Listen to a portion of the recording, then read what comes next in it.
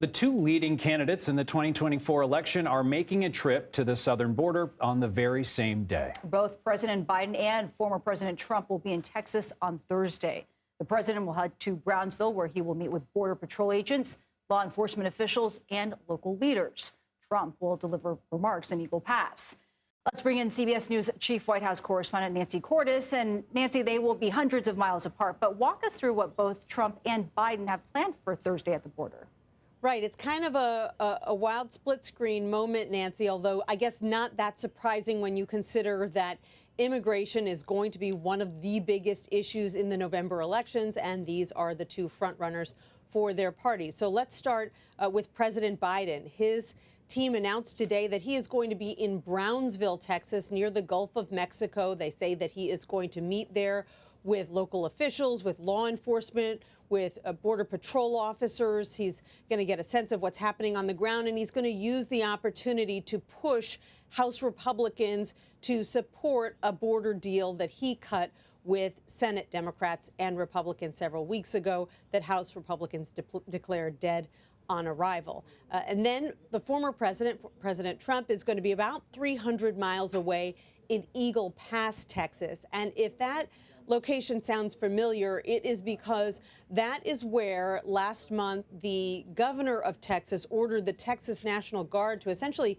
stand up to and box out the Border Patrol, keep them out of a public park where there were a lot of migrants coming across the border and being processed.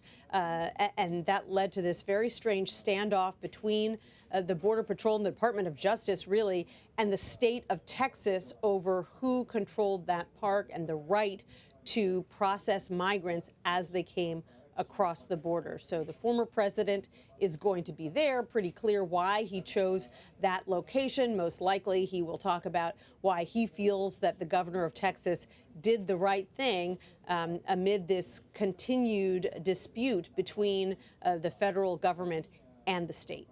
And speaking of which, to put it mildly, Nancy, President Biden and Donald Trump have very conflicting views on the bipartisan border security agreement put forward by the Senate.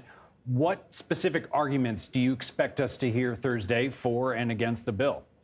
They sure do have different opinions, Doug. In fact, President Trump came out very emphatically against this deal. Even before it was finished, he said he urged House Republicans not to support it. And he said, you can blame me if you get blowback for that.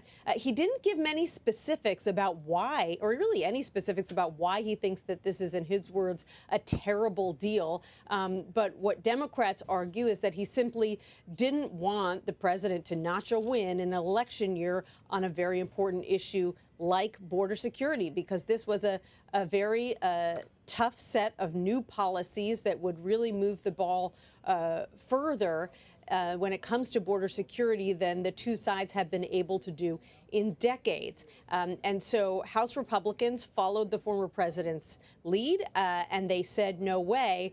But the issue remains alive and well, and that's why you're going to see the current president, President Biden, pushing them to take it back up on Thursday. Lots of attention headed the border's way coming up on Thursday. Nancy, thanks so much for joining us this afternoon. We appreciate it.